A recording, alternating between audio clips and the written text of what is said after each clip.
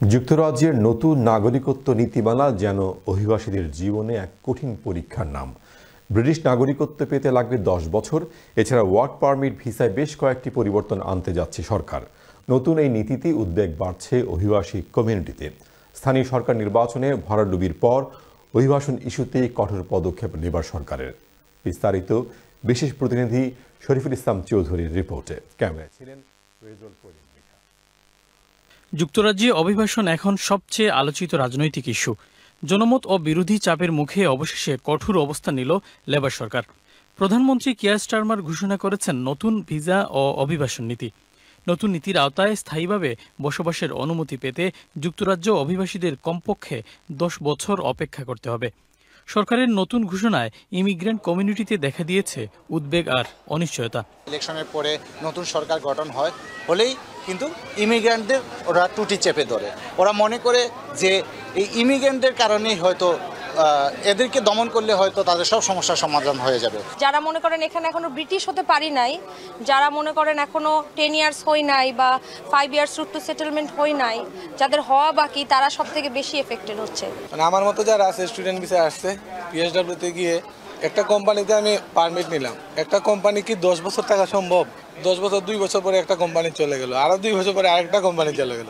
সরকার ঘোষিত নিয়মে আইলারের সময়সীমা আগে 5 বছর থাকলেও এখন 10 বছর হবে। তবে কবে থেকে এবং কাদের জন্য প্রযোজ্য হবে তা নিয়ে প্রশ্ন ছিল অভিবাসন বিশেষজ্ঞদের কাছে।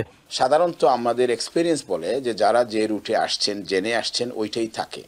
যদি গভর্নমেন্ট এটা চেঞ্জ করে, অবশ্যই এটা চ্যালেঞ্জ করা যাবে হাইকোর্টে, যে এটা আসলে লেজিটিমেট এক্সপেকটেশন বলতে একটা জিনিস আছে, লেগেসি কেস বলতে একটা জিনিস আছে।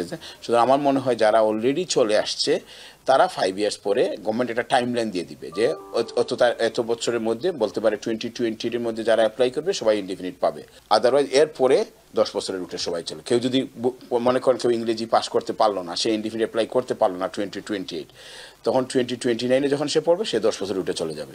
সরকারি তথ্য অনুযায়ী ব্রিটেনে 2023 সালের জুন মাস পর্যন্ত অভিবাসী সংখ্যা 9,06,000 ছাড়িয়ে গেছে। এতে বেশ বিপাকে পড়ে সরকার। কেয়ার হোমগুলোকে বিদেশ থেকে কর্মী নিয়োগের ক্ষেত্রে অনুমতি না দেওয়ার সিদ্ধান্ত, স্থানীয় এবং যুক্তরাজ্যে অবস্থানরত কেয়ার কর্মীদের কাজ প্রদানে বাধ্যবাধকতা, এছাড়া ইংরেজি ভাষার দক্ষতা নিয়ে কড়াকড়ি ঘোষণা সরকারের। ইংলিশের বাধ্যবাধকতা আসলে সিরিয়াস ম্যাটার, কারণ নতুন যে রোল আসছে সেটাতে স্পিকিং, লিসেনিং, রিডিং, রাইটিংকে প্রত্যেকটাতে 5.5 which is B2 level English. যারা এই দেশে ইউনিভার্সিটি পড়তে আসছে, যে ইংলিশ লাগে এই ইংলিশটা লাগবে। এখন আপনি যে কোনো স্কিল ওয়ার্কারে আসেন, একজন ব্রিকলেয়ার আসতে গেলেও B2 ইংলিশ লাগবে। আর কিউএফ লেভেল 6টা হলো আসলে টপ লেভেল জব, যেগুলা যেমন সিইও, যেমন সায়েন্টিস্ট, যেমন লয়ার, অ্যাকাউন্টেন্ট, ব্যারিস্টার। আমাদের হসপিটাল সেক্টরে কোনো পজিশনে আর কিউ লেভেল 6-এ পড়ে না, কারণ রেস্টুরেন্টের সামনে বলেন ম্যানেজার, পিছনে শেফ বলেন, এরা আর কিউ লেভেল 3-4, এগুলো আনা ডিফিকাল্ট হয়ে যাবে। হাওয়েভার গভর্নমেন্ট একটা জিনিস বলছে যে তারা টেম্পোরারি শর্টেজ অকুপেশনে লেভেল 3 and 4-এর কিছু এসওসি কোড ঢুকাবে।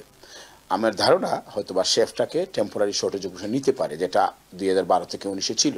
1 মে অনুষ্ঠিত ইংল্যান্ডের স্থানীয় নির্বাচন ক্ষমতাসীন লেবার পার্টির ভিত নড়িয়ে দেয়, যেখানে নাইজেল ফারাজের রিফর্ম ইউকে 1,641টি আসনের মধ্যে 670টির বেশি স্থানীয় কাউন্সিল আসন এবং প্রথমবারের মতো 2টি মেয়র পদ পায়। বিপরীতে লেবার পার্টি পেয়েছে মাত্র 98টি আসন।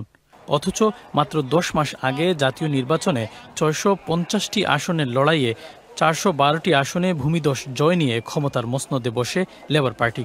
সংশ্লিষ্টরা বলছেন, জনপ্রিয়তা বাড়াতেই অভিবাসন ইস্যুতে সরকারের কঠোর পদক্ষেপ।